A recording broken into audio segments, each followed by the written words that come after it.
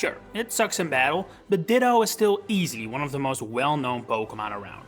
It's basically essential for anyone looking to dive into breeding for whatever reason, and its simple design makes it instantly recognizable, to the point even someone with my artistic talents could whip up a decent enough Ditto in Microsoft Paint in like 30 seconds. It's honestly kinda ironic when you think about it, considering that Ditto obviously spends most of its time looking like every other Pokémon except for itself. But there is something interesting going on there. Something wildly inconsistent and all over the place. Something that almost makes it feel like Game Freak and the Pokémon Company forgot Ditto's origins. And no, I don't mean that Ditto is a failed Mew clone theory that was debunked years ago. I'm talking about how different branches of the franchise treat Ditto's transformation completely differently. Let's start at the beginning with what still remains the lifeline of the series, the core games. I don't think I need to tell you that Ditto originates from Gen 1 and has been able to use the move Transform ever since 1996, which in battles has consistently been depicted as working the exact same way. All it does is replace Ditto's sprite or model with the one of the Pokemon it just copied. It's easy, it's convenient, and it does exactly what you would imagine it would. While we never see what Ditto exactly does when put in the daycare, I think we can assume the exact same thing happens there. Perfect copies of the original Pokémon. But that's the thing. Outside of the core series games, it feels like this idea of Ditto creating perfect copies has been largely forgotten. The TCG, anime, and entire line of plushies all have frequently depicted a transformed Ditto maintaining its beady eyes and simple mouth. Hell, it's gotten to the point where I've seen what I presume are newer fans questioning why this doesn't happen in the games, as if it's the core series titles that have got it wrong instead of the other way around. But you know what? I can't really blame them. The origins of Ditto's beady eyes are nearly 30 years behind us now, and ever since, like I said, entire branches of the franchise have led you to believe this is what Ditto looks like while transformed. But not only is this a large, long-lasting misunderstanding, it's also an incredibly ironic one. This entire situation can be traced back to 1998 in the West, or even 1997 in Japan, when the 37th episode of the Pokémon anime released, Ditto's Mysterious Mansion. In this episode, Ash, Brock, and Misty encounter a girl called Duplica, who is based on the copycat character found in Saffron City in the games. In the anime, she owns a Ditto and does imitation performances with it, which is not even remotely similar to her role in the games, but hey, creative liberties are par for the course for the anime. And one of those liberties is the twist that this Ditto is not as good at transformations as you would expect, failing to accurately imitate, you guessed it, its eyes and mouth. Here, what most people currently associate with Ditto was created. It wasn't the games, it wasn't some Game Freak design document, it wasn't the fans, it was a random episode of the Pokémon anime that I don't even remember being such a huge fan favorite to begin with. Oh, and probably good to mention that by the end of the episode, Duplica's Ditto has now learned the ability to transform like others of its kind, meaning that at this point there are literally 0 Ditto in existence that retain their beady eyes and mouth. But not for long. How exactly the decisions were made, we will probably never know, but someone at Game Freak or the Pokémon Company might have seen what happened in this episode and recognized the potential here. Of course, the immense popularity of the Pokémon anime must have also played a role, but I still find it incredibly interesting. This of all things is what has stuck around so permanently. Not all Meowth being able to talk, or all Psyduck copying Misty Psyduck's personality, no. All Ditto will now behave like this one Ditto from that one episode. And the turnaround was quick too.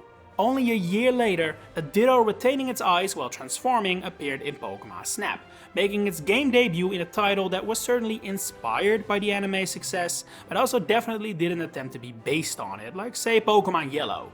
In the cave level, we can find several Bulbasaur, and while it isn't always easy to see, I mean this one literally has its back turned, shy fellow that he is, these Bulbasaur are actually Ditto, as evident by the eyes and mouth, and turn back into their real form when struck with a Pester Ball.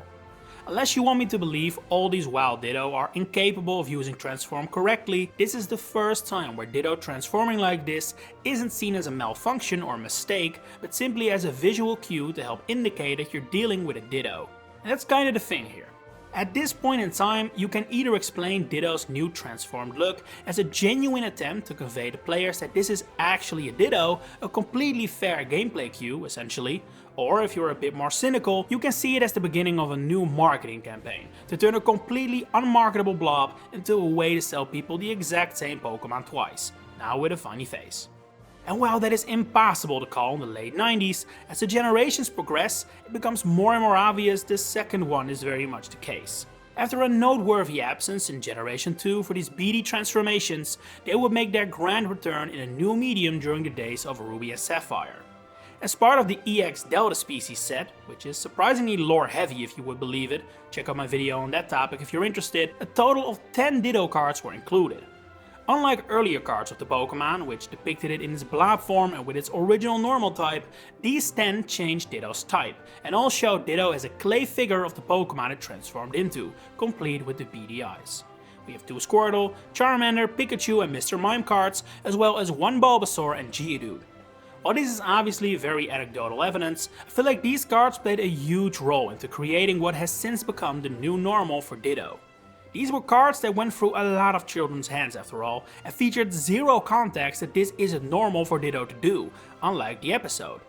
Going forward, the TCG would shift between showcasing the blob and beady eye transformations, with the latter making appearances in sets for X and Y, with this honestly kinda messed up halfway Pikachu transformation, and as recent as the last Sword and Shield expansion, which features a full art of a beady eye Numel transformation.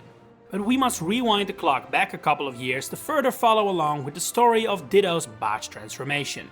While it has to this day still not become the norm for Ditto in the mainline games to transform in this manner, the beady-eyed look has actually made an appearance in the core games. In Pokemon Diamond and Pearl's Game Corner in Veilstone City, while playing the slot machines, a Clefairy can appear during the bonus round that will most often be, well, normal looking, but can also be shiny or be a Ditto disguised as a Clefairy, evident by the retaining of its smiley face. At the moment of writing, this is still the only time a Ditto retaining its eyes while copying a Pokemon has appeared in the main series games, but in other material the phenomenon appeared a couple more times. Pokemon Mystery Dungeon Explorers of Sky features a special episode focused on Team Charm, in which a Ditto appeared that, when transformed into Sentret and Blossom, retains its beady eyes. What's worthy of note here is that the wild Ditto in this game do not feature this look, and instead do what the main series games do. Going into the 2010s though, beady-eyed Ditto would properly transform, yes, pun intended, from an occasional cameo with plausible deniability using its role as a visual cue to proper, there is money to be made here. By far the biggest telltale sign was and still is the Ditto collection. This line of plushies first became available in 2016 in Japan, and are basically just regular Pokemon plushies with the eyes and mouth changed to resemble Ditto. This initially started with a wave of Kanto essentials, like the starters and Pikachu, but over the course of 4 years, 7 more waves were released. This started out understandable with guys like Eevee, Pichu and Jigglypuff, but when the year was 2020 and the line was getting to Pokemon like Poipole, Morlo, Hitmonlee and this terrible Mach 1, I think everyone started to realize steam was running out. I do want to hone in on this Mimikyu though, which interestingly enough has Ditto's beady eyes on its disguise, retaining the ghost type's actual eyes. While the Ditto collection was definitely a plush focused line of merchandise, it did actually feature a lot more than just that. Pins, cups, placemats, shirts, bags, phone cases, stickers, even a hand cream. All released branded with Ditto's beady-eyed transformations on it. During the last year of the Ditto collection, the beady-eyed Ditto craze claimed another brand new victim we had never seen before, courtesy of the movie Detective Pikachu. Us. Humans, people, Homo sapiens. Ditto copying people has happened before, like in the anime or Pokemon Ultra Sun and Moon, but that has always been a completely accurate portrayal. In this movie, however, we see a Ditto that copies humans while retaining its beady eyes. Man, I hate this. This looks so incredibly uncanny. I like how the movie treats it though, with the characters it copies usually wearing shades to mask this flaw. Definitely one of the more memorable things of a frankly quite forgotten movie, I feel like. But yeah, while this definitely further plants seeds among the more casual or young audience that Ditto transforming with beady eyes is completely normal, it's fair to say this wasn't included for marketing purposes. No one wants a plush of this. But it does lead me to an interesting point. there is a substantial part of the Pokémon fanbase, or at least people familiar with it, that will think the main game not featuring beady Ditto transformations is inaccurate or the easy way out. And honestly, they're becoming more right by the second. If it wasn't too much work for Game Freak to include these eyes and mouths for every single Pokémon included in a game like Scarlet and Violet or Sword and Shield, I am convinced we would have seen this in the main games by now. It's clearly more marketable, it helps build up the characterization of Ditto, and really, is anyone against it? Maybe my tone in this video has made me sound critical of beady Ditto, but I actually really like it. I think that in an ideal world, Game Freak should make the jump towards making this Ditto's canon transformed look. What does annoy me about the situation though is the inconsistency, that currently seems entirely based on convenience and money. If money can be made with beady Ditto, it's allowed, but if it costs development time, it's not.